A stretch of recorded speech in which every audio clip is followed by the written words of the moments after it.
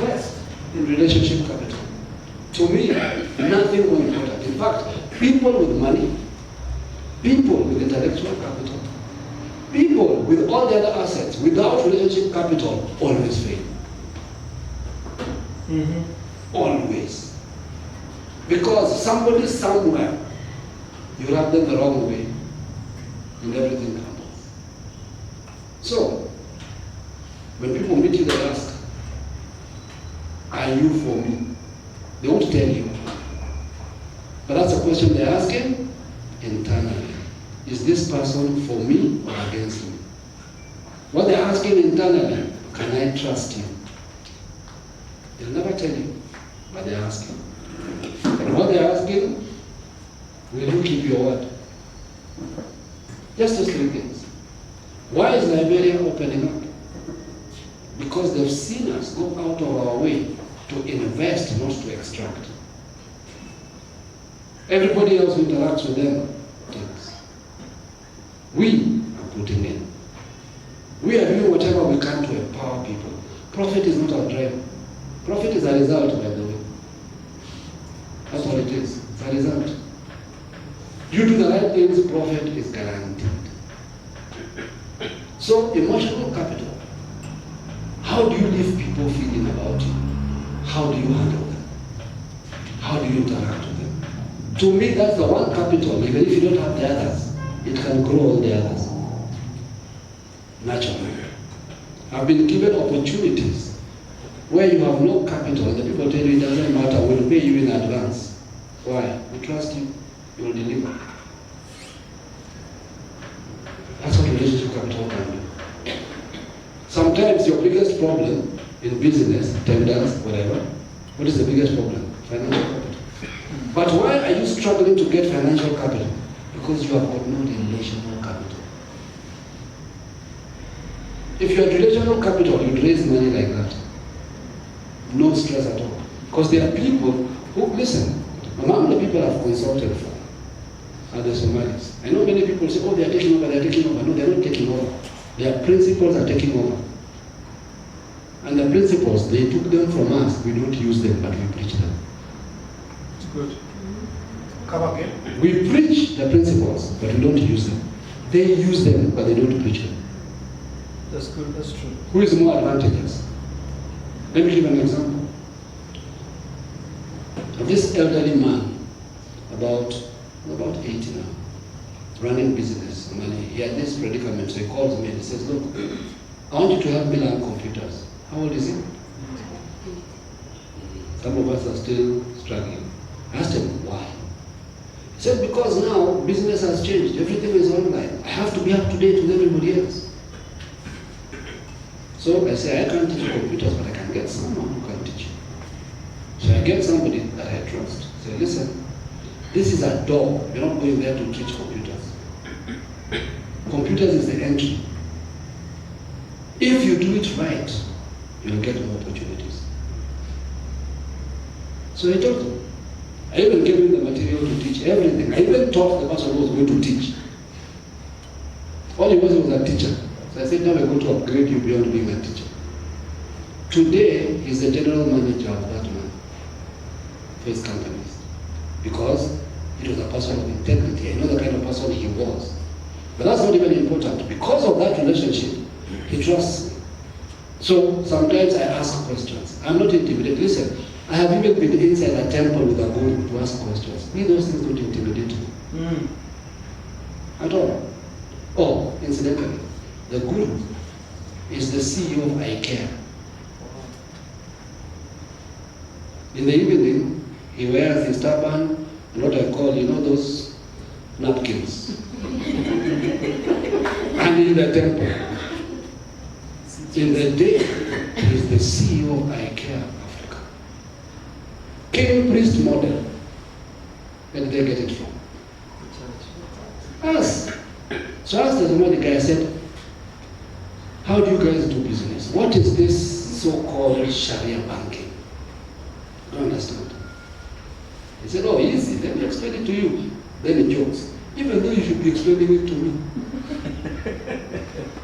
But let me explain it to you. He says, Somali Muslim, He asked me, what does the Bible say about interest, charging interest? It says, do not charge interest. He said, very good. He knows I'm a pastor.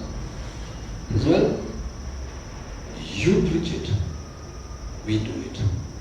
We do not charge interest at all. So, I said, how do you do business? He says, easy. You see, banks are greedy. Told me that. Because we don't charge interest, they use our money to charge interest. Okay? So they put their money in the bank and they don't take the interest because they call it haram. Alright? Illegal. That haram, the bank books has it as profit. So you think you're cheating them? Their condition is, same bank, it doesn't have to be a Muslim bank, any bank. You will give our people loans, no interest. And who certifies that loan? The sheikh. Not the bank manager. It's not your money, it's our money in your bank. If we pull it out, your bank will collapse. Because it is there, you charge your fellow Christians all the interest you want. And keep the money, we don't want it. Because it is haram. But our people, when we send them in, reducing balance, you can only make profit, but you can't charge interest. Meaning, when it comes for $1 million, he pays 1.2, reducing balance, no interest. You take $1 million. What do you pay? Can you imagine that? That tells you why they are operating on a different model from us. If we only applied the same principle, but their people are honest, they pay it back. Exactly. So they are lent again, and they pay it back, and they lent again. So then they're not struggling with your business problems. How will we beat it? By starting our banks. How will we start our banks? When we are outgrow here. When our banks are not for profit, they are for empowerment. When we start a Christian bank, we charge interest. We are back to square one. Then we auction our brothers. Here they don't auction. If the money fails, if your business fails, the sheikh was the guarantee. The loan is written off. How do you compete? What do they have? Relational capital. Fourth capital, mental capital. What is mental capital? Well, now that one is straightforward. Mental capital is how much, I talked about it a bit yesterday, how much is your database? How much knowledge and information do you have in your life? When you want to do a business, do you do any homework? Do you find out what is going on in that field? Do you know what are the best practices? Do you know where the market is? You can't just come here, we anoint you with oil and you go prosper. There has to be knowledge and information. You have to know who is buying this, where is the demand, where is it going. That will put a demand on you. You have to research, you have to study, you have to look for information. Thank God data is nowadays available. Information is available. You can go online and get information on anything. You can do a bit of research and get data. It's not like the olden days we never knew. Nowadays we know. Nowadays we can find out quickly what is going on. Alright? So get into the habit of increasing your knowledge. Get into the habit of getting information. Get into the habit of making sure you know enough about your business. They tell you quails, find out who eats. Forget how much money you can make. You know what we do? If you have this much quails, you can make this much. This card, who will fill it for you? Is there a demand? Would you buy quails yourself? Would you eat quails yourself? What convinces you others will? Mental capital. Then financial capital. You know what finance is for? For growing a business, not for starting a business.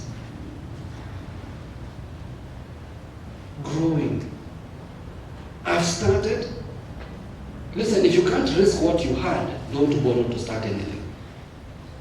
Mm-hmm. You know what I just said? Yeah. If you believe in the business you want to do, start with what you have. If it means sell something to start, you must be believing in yourself so much that you can sell something to start. Too many people believe in other people's money, but not their risk. You think somebody should make capital if you do? That person, listen, here's the problem of business. The difference between interest and commitment. Involvement and many of us want to be involved in business. We don't want to be committed to business. The difference is very simple. When you eat a good breakfast and you eat chicken and bacon, in that breakfast, the chicken is involved, but the pig is committed. The chicken just needs to donate eggs and stay alive. The pig had to die for you to eat bacon. In business, if you're not ready to die, you're not ready to do it. Don't try business, do it. Commit, put a risk in, put a demand on yourself. If I don't make this work, I've lost this. That's powerful. That's the principle. If I don't, I've lost it. You hear that, people go to Dubai, people do this, I want to start business. You have a plot, sell it. Get on that plane and go. That selling is the driving force that will make you succeed. But borrow some money at risk. Somebody else risk it, not me. Investors only come in to grow business, not to start. No one invests in an idea. Surprise. Yeah, true. No one. People grow an idea. You've begun, you're moving, you now need momentum to expand. That's when investors step in. That's only the way it is. If you didn't know why they rejected your idea, it's very simple. They want to know if you succeeded before. Isn't it funny, when you go to get a loan, for doing A, they ask you what you're already doing. Yeah, true. And then the B you are doing is the one they attach. Okay, let me try again. That's true. Think. You have property where you're getting rent, right? But you want to start a shop. You go for a loan. They say, show us the books of your rent. We'll give you loan on your rent. Because that's the only one you're committed to. This one you're trying. They actually suspect this one will fail, so they can come back to the other one, which they are sure you will keep alive. So no matter how long they fight you, you will not lose this one. So their money is safe. That's what the bank won't tell you. They invest in what you've already proven, not in what you're trying to do.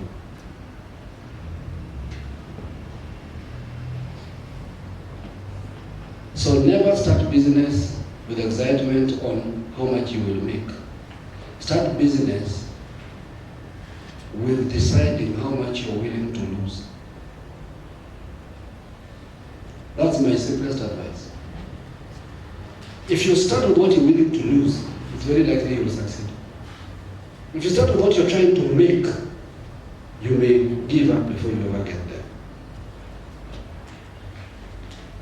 The sixth capital is entrepreneurial capital. What is entrepreneurial capital?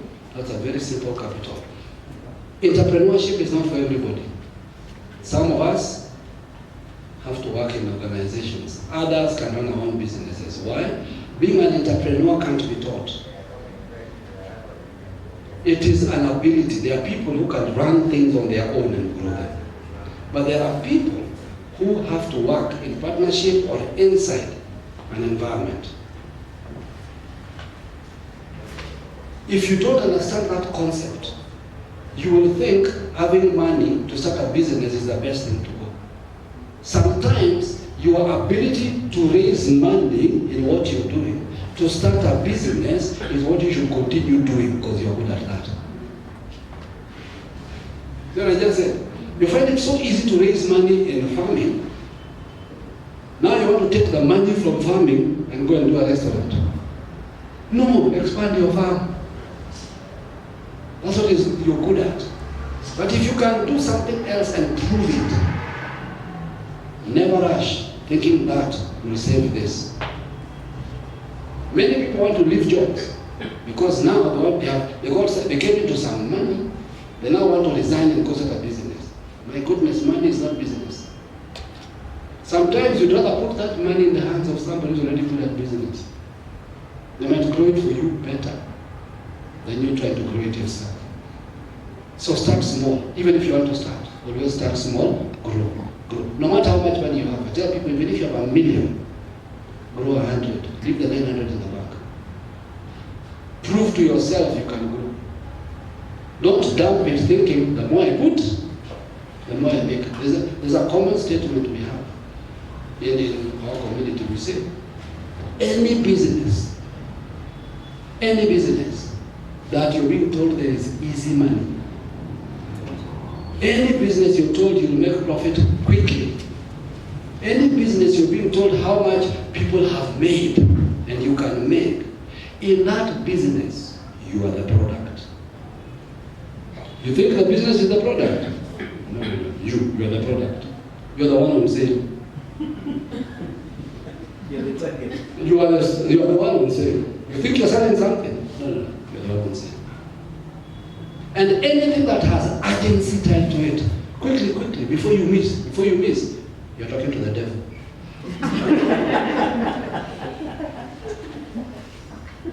Only the devil is in a hurry. Anything, you will miss it. Where? You know how many? You will miss. It's okay, I'll miss. I've tried that trick on many people before.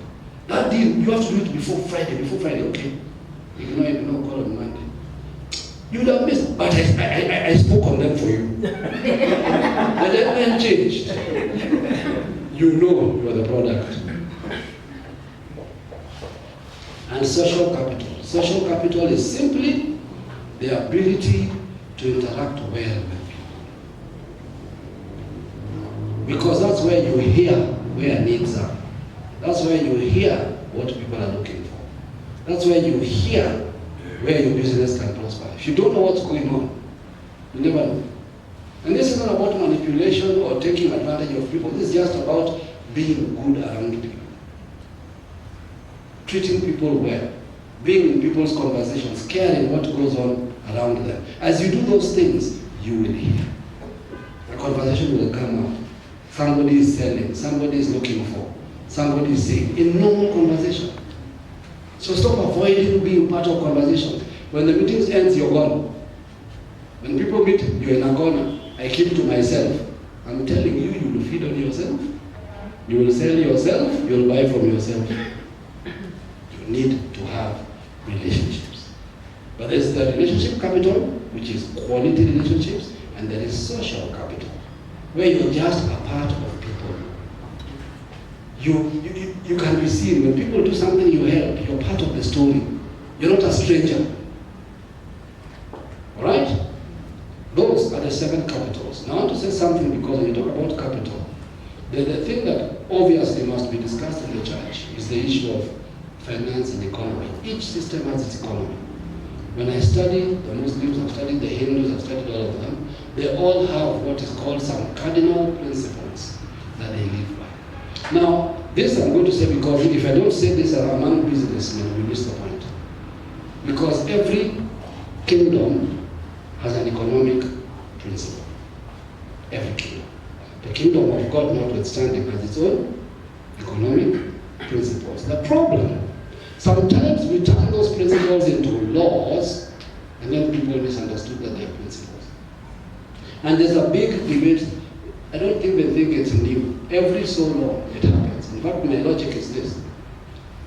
Every time people make huge money, but every time people leave church, this debate comes back. It is a tiring debate. The debate about tithe, Old Testament, New Testament, 10% net, 10% gross. Do I tithe everything? What if I give my tithe to the poor? What? You see, all that is a smoke screen that is basically saying, how can I avoid giving? The rest are semantics.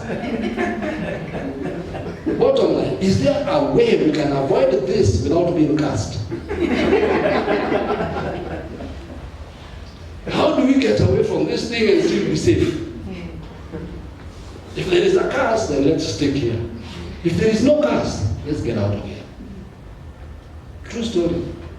When we began TCC, I told the whole community, I have exempted them from tithe. Nice statement, isn't it? The part you missed is I said I. I didn't say God. And I can assure you, they complied very well. For almost a year. We kept doing what we were doing. Yeah, we kept doing what we were doing. We paid for everything. Listen, and I told Pastor, don't make that statement if you don't have backup. It's a very dangerous statement to make. If you don't have the... But God was saying to us that I want to journey your people afresh. And there's something I need to bring through. Part of the lesson was to prove to them that we don't live on it. Neither do we depend on it. Does that mean it is not required? Principle versus law. So, slowly, individuals began to come and say, hey, no, me, I'm convicted. Even if you guys don't receive, here is mine. Even slowly. What was the principle there? Now we've dealt with those issues. I mean, in 5 years, things have changed. But what was the principal issue? I was proving that people are tithing out of compulsion. And compulsory tithing is a benefit to neither of us. It's not to me, not to you.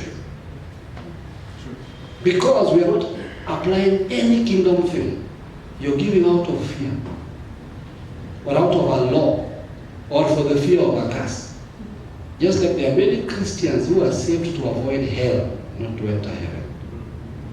The fire of hell is so terrifying, it is easier to be saved. It's not about God of the kingdom, it's about fire insurance. Very important business. So, tithe, in the context of the kingdom, had nothing to do with the principle of our law. It had everything to do with the acknowledgement of who is the owner of the economy. We need to understand the difference. In fact, if you read in Deuteronomy 26, you go into 27, 28, the principle was, when you have gone into the land that I have given you, who has given you? And you have done this, you have eaten, you have lived in good houses, you will take a tithe and go to the priest in office in that day, in the place where I have chosen to place my name. So I always ask people, did God stop placing his name? Is that Old Testament? Let me ask you. Are there priests in office today? Yes. Has God placed his name on them? Yes. Are they in a location? Yes. So how come that one is New Testament? But the tithe is Old Testament. In other words, we are editing. Because if you are going to remove that, you must remove the priesthood too. It must not exist. So when you will go and acknowledge. So tithe is not an activator, it's an acknowledgement. It is acknowledging, remember Christian businessmen?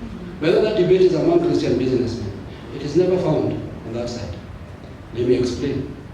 Christian businessmen, it is my business, isn't it? I built it. I worked on it. God helped, by the way. God helped. I mean, prayer helped. Things were said. So since God helped, I shall compensate God with my time. Because he assisted my business. I am grateful to God. In fact, you say it, I'm very grateful. So what do? You compensate. Because the mindset here is, I have a business, I work on it, I make it work, God helps, he blesses me, but it is, who is being blessed? Me. Whose business? Mine. Out of it, what do I do? tumemalizana. Mungu anatakaje? 90 asiniulize. 10 yake another problem arises. 10 ilikuwa mzuri nikiwa na 10,000. Sasa 1 million. Hiyo nikipatia Pastor Ken itamuumiza. It's too heavy. Why? I have outgrown the source that activated my growth. On this side, the story is different. On this side, okay, let me revise. On this side, tithe is the end point. When all is said and done, we tithe. On this side, tithe is where we start. It is the minimum proof that we are with God. So here, giving 10 tumeenda reset default. We don't. So people used to misquote me because I used to say, we are no longer in tithing, we are in generosity. This is what people heard. When it comes to money, people hear.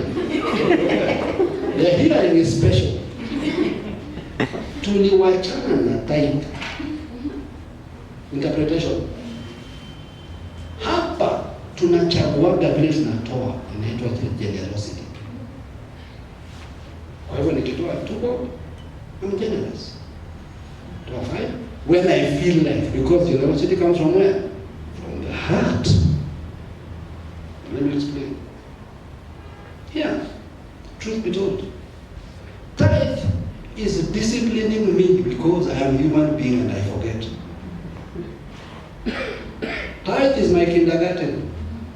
Kindergarten mtu ambiwa, simama, keti, osha mkono, kula. Even kula, unaambiwa. Isn't it? Here, no one tells you.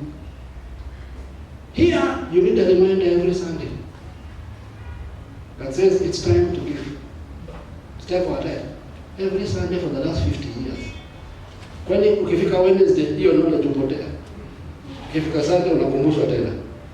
And you need someone to say it for you to know it is the truth. And Malachi is written, Kajisomee. It's in the same Bible, no the Bible.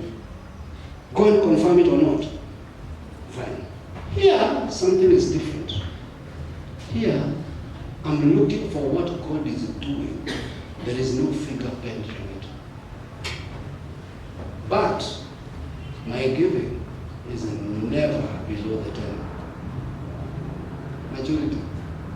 So what is generosity? Generosity is empowering. Tithe is saying thank you. Lord, thank you. Here, 90 is yours, 10 is God's. Here, when you release 10, you are grateful God is allowing you to use his 90. You know what I just said? The 90 is still his. You know why? You are his. Yeah. So whatever is in your hands is in your hands. But here, the capacity that you have to do things is so massive, the days of calculating 10 ended. Yeah. Here, there's a time 50 is required, you give it. There's a time 100 goes, you give it. Why? The sources are limited here. Doesn't depend on you. Let me tell you, if you're the manager of a bank and your boss tells you to empty the account, unaanza kubishana. No. Whose money is it? Now, generosity has a different impact completely. When you start working in generosity with God, it is not about how much money you carry. Money shows up when you need it. I can tell you for a fact, we do this all the time. It is proven. My family has proven it. My children has proven it. In fact, sometimes I panic because my children outdo what I do. And when I ask them, they say, you know, you give my daughter money. Which help and their heart. See, when you're here, you learn some dynamics from God. You don't look at how much they have to determine what they should have. You give them whether they have or not. So So you hear, they've done it, they've given somebody whatever. So I asked her, so, because I'm here to do something funny. All her friends' birthdays, she does things for them. On her birthday, I do things for her. Hapa kuna shida. I asked, where are those your friends? Because every birthday, you bought somebody this, you did somebody that, you did, and she uses my own words. She says, social capital. Relational capital. My own words. What do you do? I'm building my relational capital. So I asked, she says, well, the difference between me and them, I have a father who was a father. Yet waishaki. Yani faith yangu ndio natumia. But because we taught them the principle. We taught them that you can no longer sit here legally thinking about how much you broke down. And this debate will go on forever. So if you want to ask my answers, it's simple. The real battle is, do you want to give or not? Do you live in the kingdom or out? The minute you do not want a principle of the kingdom, you have exited. And you are free to exit, by the way. But don't expect the kingdom to show up in your crisis. Don't expect the kingdom to transform your world when you don't agree with how the kingdom runs. You have a principle. So, to me, the debate has never been, is tithe Old Testament or New? I usually ask people, are you Old Testament or New? Leave tithe alone. And how faithful were you with the tithe before you grew to generosity? So, kama hukupasa hii shule, stop discussing that one. In fact, there are many people in our community who we've told, until you learn generosity, stay in kindergarten. Kaa tu kwa tithe. Wacha kung'ang'ana na hii ingine. Don't get involved, because this will hurt you if you don't understand how it works. Here you must trust God 100%. Here you must believe God will do whatever you do. Here you do not take advantage of your brother. Here you are the first one who releases. We do not come to Nakuru on the burden of no, we pay all our bills. If the community here is a blessing, thank God they understand kingdom. If they don't, somebody in Nairobi will get the blessing of my preaching in Nakuru. Did you understand what I said? Because I didn't get what I spent from air. Somebody heard we were coming and said, basi na mnaenda huko, mnalala wapi? See, the thing is, in my community, you don't ask a question if you don't have the answer. Mnielewa? Usiniulize kule mtalala ni kuinform. See information unatafuta. Ask because what? You have an option. Why? Because they believe, they've learned by now, that if this is a kingdom assignment, whatever we're going to speak here, God will respond to it. So they don't care if they don't hear it. They don't care if they are not here, they will contribute to it. But if you're sitting here and you're thinking, hey, ile tafsiri tu imetosha. Pasita jisauti na hiyo. You still have an old way of thinking. Why am I saying this? You're going to start hearing very soon on social media, the debate is back.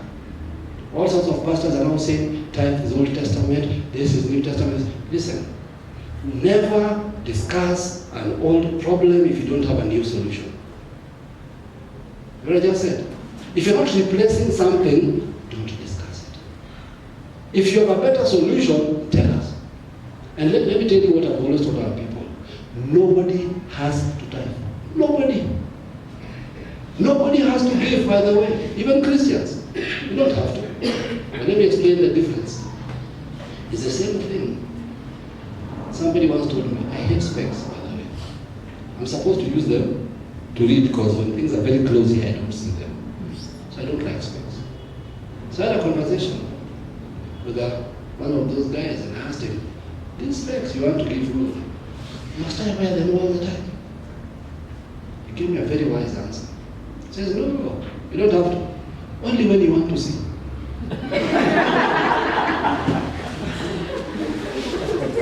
No, you're free. That's what I tell people. Do you have time? You're free. You want to be generous? You're only if you want to prosper.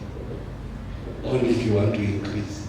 So the choice is not in God's hands, so don't even debate. The choice is in your hand. Ask yourself. I always tell people, I've had conversations with tithers and tithers, all of them. Some are now converted, they became even better than me. Ask them the question, now that you haven't been tithing, and you're sure it's not in the Old Testament, very good. How are you doing financially? Who are you believing for increase? Unajua, tukitoka hapa, am I not going to be the one paying your account? Now me, I keep that Old Testament law. And with that, I'm able to take care of you. You call it old, but you're depending on me. Don't you think something is wrong with this conversation? Shouldn't you be the one teaching me the way? Showing me how well you have done without this tithe problem. Show me how well you have increased without this problem. Let me tell you, the primary demon against tithe is the one that takes offense with men of God. Don't be fooled. That's the real thing. The thing is, we are angry because people think preaching is easy. Si ni kusoma tu Biblia na kusimama hapa na kuiquote. Let me tell you, there's some people we brought up into the community who are now in leadership and are dealing with human issues. Human beings are harder to handle than devils. Give me devils anytime. So straightforward. Cast you out. Gone. No stress there. I bind you, frozen. Easy. Volume, na hasira. Sorted. Human beings.